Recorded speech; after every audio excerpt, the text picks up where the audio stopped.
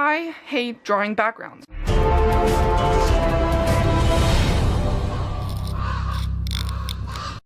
Backgrounds are one of the most important things in art, especially if you draw a comic or graphic novel.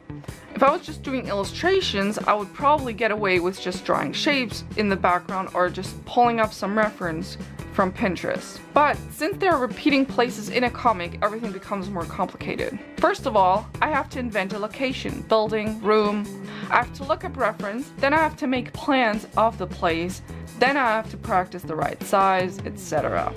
Perspective is a factor that really just takes the cake for me.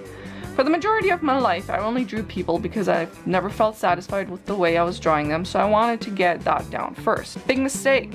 I should have practiced people and backgrounds. Then my shitty people drawings would have been rendered with shitty backgrounds. Now I have decent people and shitty backgrounds. Also, composition's a bitch.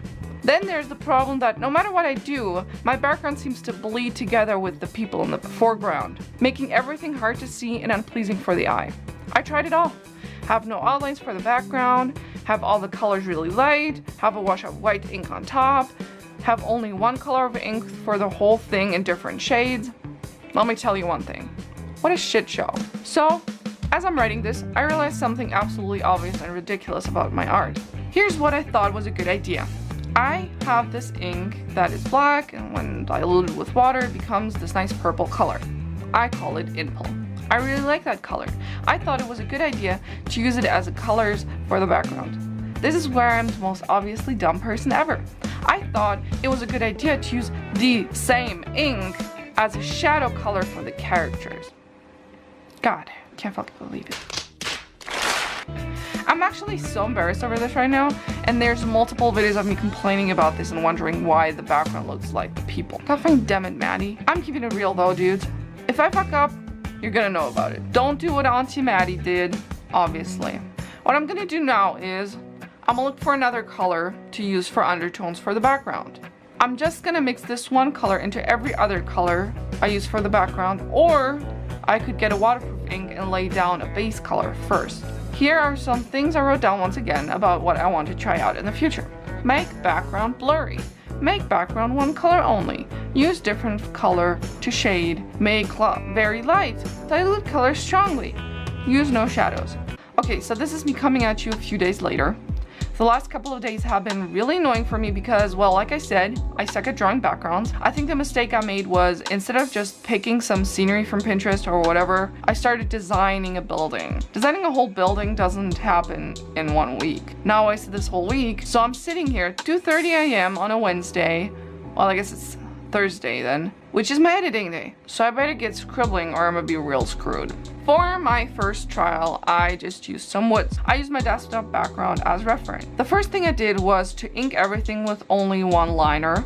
No line variation, just one type of line throughout the whole drawing. Then I sort of primed the paper with a pink color. I wanted to put a different undertone in there than what my characters would have, which means I wasn't gonna use my Impel either at all. All dark and black spaces I just did with watered down India ink. FYI, like I said earlier, I thought I had to get a waterproof ink for the undertone because I thought for sure I would take off the undertone again when layering new water on top.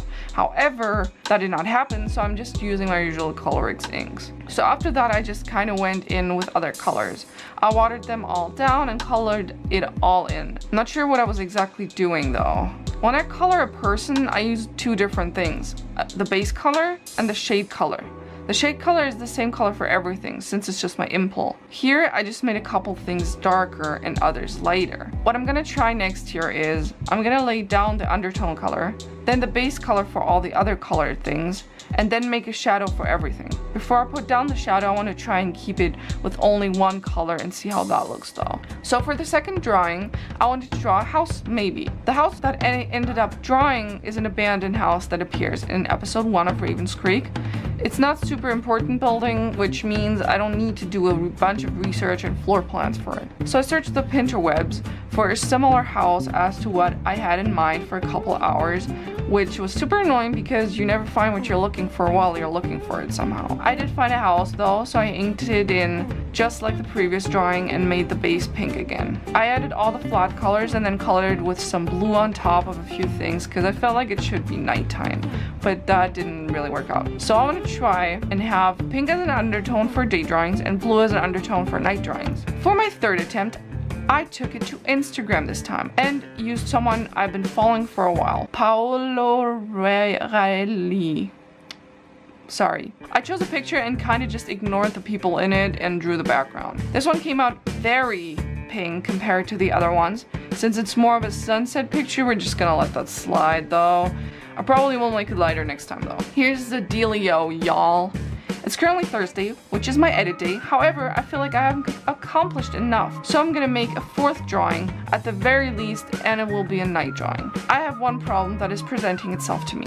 Ravens Creek has its fair share of neon light in it, and I have no clue how to draw something glowing traditionally. So I think I'm gonna look up a tutorial, or at least I was. The only thing I could find was someone adding it in later in Photoshop. They didn't even say it in the video. It just suddenly cuts to the glow. Well, I have to improvise then, I guess. I think I'm gonna have to leave the undertone off from the glowing things. So I'll put the undertone under everything except everything that glows, basically.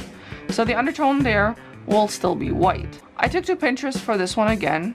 For this drawing, we have not only neon signs, but also windows and light inside of them. So that might be a hard one. Here's a couple things I've learned so far from the last week. First off, start out by drawing the horizon line. That's the line where everything comes together. Then sketch from there. I inked it and then added the base color. This time I used my darkest blue, which wasn't dark enough, so I added some impulse, only a little though. I colored in everything that will not be affected by the light and then colored with my other colors on top. For the gray, I used watered down India ink again. So the whole night thing was a success in my mind. I like how it looks and I'm happy with it overall. But the neon was a fail. I tried to fix it with some watercolor pencils. It's still not perfect, but if I do anything else to it now, I'll just make it worse. For the last drawing, I decided to add a character in. Or more so, add the background into the drawing I made of MAIA last week. I used the reference I used for the pose. I made the pink wash, although this time I made it a little bit lighter and then colored everything with flat light colors. Everything that's white stays pink. I actually colored in every single brick one by one, but you can bet your ass that for the panel drawing I won't do that. Overall, I'm satisfied with the outcome, and that's what's important to me. I'm gonna be drawing more backgrounds now, I guess. I really need to work more on the neon writing, though. So now, before I forget, again, a few weeks ago, I tried doing drawing challenges. Didn't work out too well, I guess, but I got one entry, and here it is. Thank you so much for doing that, and I'm so sorry that I forgot to put it in the video so many times. Well, thank you for watching. And to conclude this, it's time for a weekly fortune cookie. Your life is influenced by many people, the important ones for a long time. I don't really know what that means. I feel like the translation probably got screwed up. Like, I don't really know what the hell it's supposed to mean. In the German translation, says many people will come into your life, but only the real ones will leave a trace. Which makes more sense to me, but okay. And with that, I wish you a nice weekend. Don't be like me, because I'm dumb, and see you next week. Bye!